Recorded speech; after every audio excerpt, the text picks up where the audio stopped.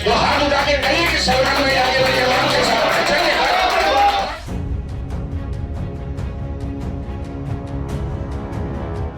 मैं 20 साल से ये कह रहा था कि ये सियासी अड्डा बन गया है आरएसएस का। बाहर के लोग, जिन लोगों का कोई ताल्लुक सेंटर से नहीं है, सियासी जमातों से है, वो आके दखल देने की कोशिश कर रहे हैं। वो चाह रहे हैं कि वो इस पर कब्जा कर लें। आज आपका इतना एक नुमाया अदारा है, पूरे हिंदुस्तान की नाक बनकर रही है, उस नाक को आपको बचाने जाना है और उसको बचाने के लिए एक बेहतर इंसान आपके सामने है। आप कहिए हम जिताएंगे इंशाल्लाह। हम तो मुकाबला आरएसएस का हर जगह करते हैं। हम मानते हैं कि आरएसएस का इस मुल्क को जिस जानिब आरएसएस ले जाना चाहती है वो सरासर गलत है। आदाब, नमस्कार, मैं वसीम अख्तर और आप देख रहे हैं द लीडर हिंदी। दिल्ली का वो इंडिया इस्लामिक कल्चरल सेंटर, जिसकी बुनियाद मुल्क में लोगों के बीच आपसी समझ और सौहार्द को बढ़ावा देने, इस्लाम के असली चेहरे को सामने लाने के सिद्धांत पर रखी गई, वहाँ जहाँ हिंदुस्तान और बैरूनी मुल्कों की बड़ी शख्सियत के कदम अक्सर और बेशतर पड़ते रहते हैं, उसी आईआईसीसी में एक बार फिर चुनाव होने जा रहा है। मौजूदा अध्यक्ष राज कुरैशी और उनके पैनल के सामने कई नामवर हस्तियों के पैनल ताल ठोक रहे हैं। इनमें पूर्व विदेश मंत्री, कांग्रेस के सीनियर लीडर सलमान खुर्शीद का नाम काबिल गौर है। वो चुनाव के सिलसिले में मुंबई पहुंचे थे, जहां उनके साथ इस्लाम जिमखाना में अहम शख्सियत इकट्ठा हुई। सब ने अपनी राय रखी, बहस हुई। आखिरकार हाथ उठाकर सलमान खुर्शीद और उनके पैनल को जिताने के लिए अहद लिया गया। पहले आप ये जानिए कि सलमान खुर्शीद के पैनल में किन किन का नाम है, फिर आपको सुनवाएंगे कि किसने क्या कहा है। ये इजलास महसूस करता है कि मौजूदा इंतखाबात में हालात का तकाजा है कि तमाम मेंबरान आईआईसीसी की एकजुट होकर इत्तेफाक राय से हक राय दही का इस्तेमाल करें। मेंबरान ये भी महसूस करते हैं कि मौजूदा इंतखाब में सदर मोहतरम के अलावा पैनल सलमान खुर्शीद साहब की शख्सियत सब मिलकर उनके हक में वोट देने का फैसला फरमाएं। सब हाथ उठाएं, एक एक आदमी का हाथ उठा दिए। मैं देखता हूँ किसका हाथ नहीं उठा है। नहीं, जो वोटर नहीं होगा उठाए, वो वोट गिराएंगे। वोटर नहीं हो तो हाथ उठाएंगे, जहाँ वोट गिराएंगे वोट गिराने के लिए। शुक्रिया, बहुत शुक्रिया। शाहाना बेगम है हमारे भी इत्तेफाक से, वो अभी नहीं है यहाँ मौजूद। शाहाना बाजी पंजाबी मुस्लिम बिरादरी से ताल्लुक रखती हैं। इससे पहले वो 2 बार एग्जीक्यूटिव कमेटी में रह चुकी हैं और इस्लामिक सेंटर में हमेशा इन्होंने विमेन एम्पावरमेंट पे काफी काम किया है। जलील अहमद साहब हैं, मैं उनका भी इस्तकबाल करता हूं। जलील अहमद साहब प्रोफेशनल सोशल वर्कर हैं। सोशल वर्क और पब्लिक एडमिनिस्ट्रेशन में मास्टर किया इन्होंने। अभी रिसर्च स्कॉलर हैं जामिया मिलिया इस्लामिया यूनिवर्सिटी के। इंटरनेशनल कंसल्टेंट है और पिछले 25 साल से हेल्थ में काम किया, हेल्थ के शोबे में इन्होंने काम किया है। डॉक्टर आजम बेग साहब हमारे बीच में मौजूद हैं। डॉक्टर आजम बेग साहब का हम सब इस्तकबाल करते हैं। आप अलीगढ़ मुस्लिम यूनिवर्सिटी स्टूडेंट यूनियन के फॉर्मर प्रेसिडेंट रहे हैं, फाउंडर डायरेक्टर हैं जवाहरलाल नेहरू एजुकेशनल ग्रुप राजस्थान के, जो लगभग 15 स्कूल और कॉलेजेस राजस्थान में चलाते हैं। इसके अलावा जो चौथे उम्मीदवार हैं शाहिद अली खान। शाहिद अली खान एक कामयाब बिजनेसमैन हैं, दिल्ली से नौजवान साथी हैं। तो ये टीम सलमान खुर्शीद का पैनल है आप सबके बीच में, और टीम सलमान खुर्शीद की तरफ से आप सब से गुजारिश करूंगा कि आप इस पैनल को एक मौका दीजिए, आप सब इसकी हिमायत कीजिए। इंशाअल्लाह जो बेहतरीन होगा इस्लामिक सेंटर के लिए, ये टीम सलमान खुर्शीद जरूर करेगी। बहुत बहुत शुक्रिया। मुंबई कांग्रेस के नेता मोहम्मद आरिफ नसीम खान ने जज्बाती तकरीर की। आप दुआएं दे, मुबारकबाद दे, वो तैयार हो गए लड़ने के लिए, तो आप कहें कि हम आपके साथ हैं मजबूती के। आप हौसला बढ़ाने का काम करिए। आप तो यार हिसाब किताब करने लग गए हैं, भैया आप क्या करेंगे, आपने बताया नहीं अभी आप क्या करने वाले हैं। आपका मैनिफेस्टो ही नहीं आया अभी तक, पूरा देश उनके हवाले आप करने जा रहे हैं। देखिए, आप सारे समझदार यहां पर बैठे हुए, माफ करना मैं नहीं बोलना चाहता था इतना, लेकिन मैं 2 ही लाइन की बात आप सबसे करना चाहता हूं। मैं आपको पहचाना नहीं साहब, आप अपना तारुफ कराएंगे। डॉक्टर मुस्लिम, अब कितना सवाल कर रहे हैं, सुनिए ना मेरी बात, आप सुनिए मेरी बात, सुनिए, मेहरबानी कीजिए, सुनिए। मैं एक ही नहीं, हर बात में आप टोक रहे हैं, जितने स्पीकर खड़े हो रहे हैं सबसे आप सवाल कर रहे हैं। अदीब साहब ने इतनी 2 लाइन में सारी चीज हमें समझ जानी चाहिए। आज आपका इतना एक नुमाया अदारा है, पूरे हिंदुस्तान की नाक बनकर रही है, उस नाक को आपको बचाने जाना है और उसको बचाने के लिए एक बेहतर इंसान आपके सामने आया, तो आप सबको मजबूती से उनके साथ खड़े होना चाहिए, मुझे ऐसा लगता है। और आप ये कहिए, आप मत कहिए कि कितनी वोट कहाँ है, कैसे जीतेंगे, आप कहिए हम जिताएंगे इंशाल्लाह। और यहाँ पर बैठा हुआ हर इंसान इतना ताकतवर है, हर इंसान इतना ताकतवर है कि अगर लग जाएगा, आप 10 वोटरों से बात करेंगे तो आपकी बात कोई इनकार कर सकता है?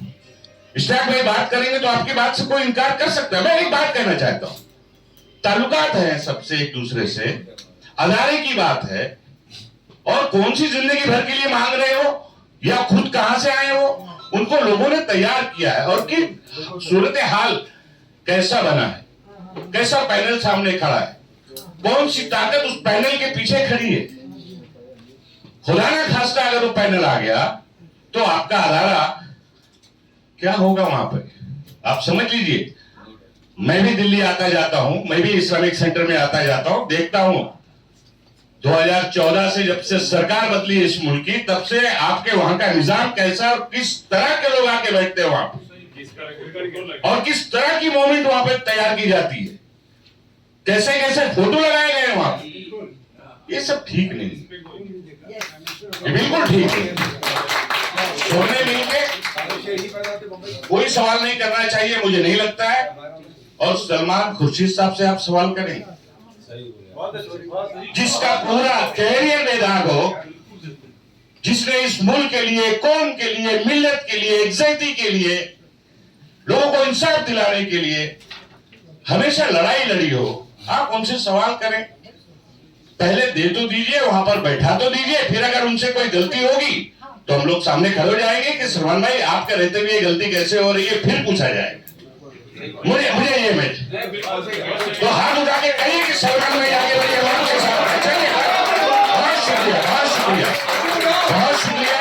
ये मैं आप सबसे अपील करने के लिए खड़ा हुआ, बहुत इश्तियाक भाई, बहुत शुक्रिया, जज़ाकल्लाह खैर। पूर्व सांसद राज्यसभा मोहम्मद अदीब उसी अंदाज में बोले जिसके लिए वो जाने जाते हैं। जहाँ बहुत से जाहिल इकट्ठे होते हैं और वहाँ कुछ लोगों की गिबत होती है, कुछ गिरोह आते हैं, वहाँ का सदर सुबह गमले में पानी डालने से लेकर शाम तक सिर्फ ये देखता है कौन आया है, किसको नहीं आना है, कौन नहीं आएगा। इसलिए हम उससे अलग थे और हमने ये तय के कहा था कि हम न वोटर बनना चाहते हैं और अगर कोई तरीका है तो हमारी मेंबरशिप भी ले लो, इसलिए कि ये इदारा हमारे सामने किस्तों में डूब रहा था। हम 20 साल से ये देख रहे थे कि ये इदारा किस मकसद के लिए बना था।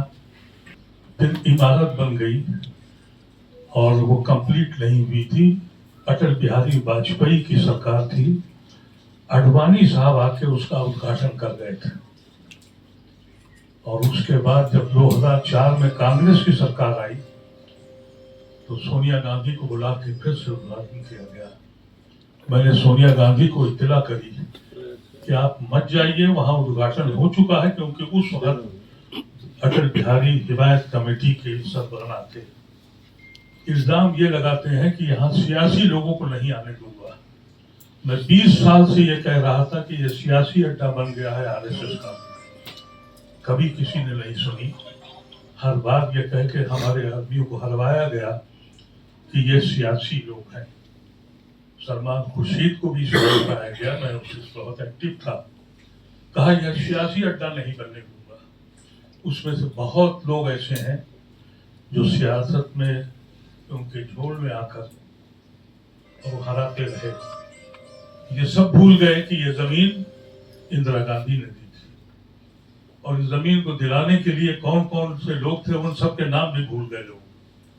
जिन्होंने ये इमारत बनाई थी और जिन्होंने ये खाका तैयार किया था वो तो अल्लाह को प्यारे हो गए, अल्लाह उनको जन्नत में ऊंचा मुकाम दे। उस तक की परवाह इस मुल्क में नहीं हुई। साथ इदारे में कतन बिल्कुल इरादा नहीं था और सलमान साहब के लिए मुझसे कई लोगों ने कहा कि मैंने कहा न सलमान साहब खड़े होंगे, न मैं उनकी सपोर्ट करूंगा, न जाऊंगा। लेकिन वाकया ये हुआ कि जिस दिन एलानिया ये कह दिया गया, हमारे 20 साल की इस जबान को ठुकरा दिया गया कि ये सियासी आदमी है, एक ताजिर है जिसने अपनी तिजारत को देखने के लिए एक अड्डा बनाया है, जो सुबह से शाम तक वहाँ आता है और आके सिर्फ मुख्तलिफ पार्टियों में आके अपने मकसूद करता है। अब आप सलमान खुर्शीद को पहले कार्यक्रम में सुनिए, फिर हमारे मुंबई रिपोर्टर अमजद खान के सवालों पर उन्होंने क्या जवाब दिए ये भी जानिएगा। मेरा ये मानना है कि अभी इम्कानात हैं कि हम इस सेंटर को बचाएं, इसकी बका के लिए, इसको बहुत ऊपर पहुंचाने के लिए आज ये सब मुमकिन है। लेकिन अगर जमहूरी निज़ाम होगा, आपने जमहूरियत का यहाँ जो मुझे नमूना दिखाया है, जिस तरह से यहाँ गुफ्तगू हुई है, जहाँ ये बात हुई है, मैं समझता हूँ कि आपको मुबारकबाद देना चाहिए कि आपने जमहूरी निज़ाम का आगाज़ तो कर दिया है, जमहूरी निज़ाम का आगाज़ किया है, और ये जमहूरी निज़ाम आगे बढ़ेगा तो यकीनन हम कामयाब होंगे। इम्कानात इतने हैं कि हम जाकर सूरज को छू सकते हैं, हम आसमान में सितारे छू सकते हैं, इसमें कोई कमी नहीं है। मैंने ये कहा था सब लोगों से कि आप एक हो जाएं, 3 हैं 4 हैं, आप एक को तय कर दीजिए, मैं विड्रॉ कर जाऊंगा अगर आप एक को तय कर दीजिए। इसलिए कि मैं ये चाहता था कि मुझे औहदे की तलाश नहीं है, मैं ये चाहता था कि हम सेंटर को बचा लें। और फिर उन्होंने मुझसे ये कहा कि आप ही तय कर दीजिए कौन लड़े। मैंने कहा मैं आज कैंडिडेट हूँ, कल मैं कैंडिडेट नहीं रहा तो मैं कह सकता हूँ कि फलां को लड़ना चाहिए। मेरी आपसे इल्तिजा ये है कि हम बदर अहमद साहब को बुला लें, हम हो सके तो नजीब जंग साहब को बुला लें, हो सके तो हम अगर उससे भी काम नहीं चलता है तो हम हामिद अंसारी साहब से रिक्वेस्ट कर लें। और रिक्वेस्ट करने के बाद ये मत कहिएगा कि कल सुबह तक बता दो कि किसको लड़ना चाहिए, उनको 2-8 दिन लगेंगे। और अगर 2-8 दिन लगते हैं तो हम यहाँ से ऐलान करें कि हम कोई कैंपेन नहीं करेंगे 10 दिन तक। जब वो तय कर देंगे कि किसको लड़ना चाहिए, हम उसको लड़ाएंगे और वो जीत जाएगा। आपको जीतने वाला जवाब दे दिया, लेकिन मुहर्रम है, जीतने का जवाब तो मैंने दे दिया। लेकिन अगर नहीं लोग पीछे हटते हैं और मुझे नहीं पीछे हटना पड़ता है तो यकीनन हमको कुर्बानी की तैयारी करनी होगी। कुर्बान हो जाएंगे तो कम से कम कोई तो कहेगा कि कुर्बान हुआ, कोई इतना तो कहेगा। जीत जाएंगे तो फिर किसी और को कुर्बान कर देंगे। ये याद रखिए कि तब्दीली और परिवर्तन हमको सेंटर में लाना है और उसकी शुरुआत यहीं से होगी। कांग्रेस पार्टी की शुरुआत आपने बम्बई से की थी, हम बका की शुरुआत अपने IICC यही मेरी दुआ है और मुझे उम्मीद है। दिल्ली के इस्लामिक सेंटर पर चुनाव है वो काफ़ी ज़्यादा दिलचस्प हो चुका है, क्योंकि चुनाव की चर्चा जो है पूरे हिंदुस्तान में हो रही है, क्योंकि सलमान खुर्शीद साहब ने खुद चुनाव लड़ने का फैसला किया है और हमारे साथ खुद सलमान खुर्शीद साहब मौजूद है। सलमान खुर्शीद साहब, आपने चुनाव लड़ने का फैसला क्यों किया? मुझे लोगों ने कहा कि सब जो इस्लामिक सेंटर है उसमें जो भी वहाँ पर हो रहा है वो उसके मकासद से हट कर है। उसके मकासद जो भी हैं वो बहुत बहुत बेहतरीन मकासद हैं और हम उन तक पहुँचने की कोशिश भी नहीं कर रहे हैं। और फिर सेंटर में बाहर के लोग, जिन लोगों का कोई ताल्लुक़ सेंटर से नहीं है, सियासी जमातों से है, वो आके दखल देने की कोशिश कर रहे हैं। वो चाह रहे हैं कि वो इस पर कब्ज़ा कर लें। तो इसलिए किसी को आकर इसका मुकाबला करना होगा और आप आइए इसका मुकाबला करिए। जब लोगों ने इसरार किया, बहुत इसरार किया, तो मैं आ गया। इस्लामिक सेंटर में कुछ दिन पहले इस्लाम जिम खाना में ही RSS की भी एंट्री भी होती हुई नज़र आई।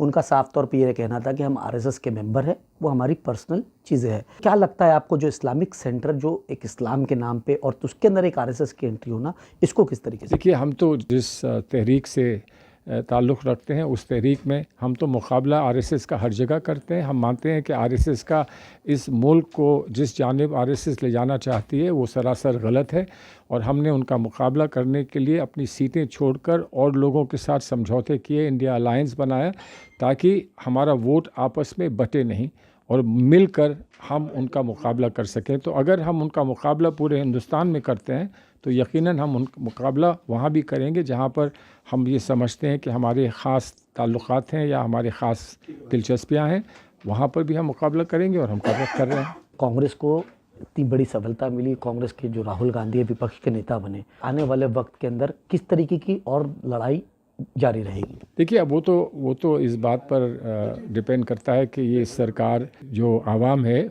उसके फैसलों का क्या पैगाम लेती है।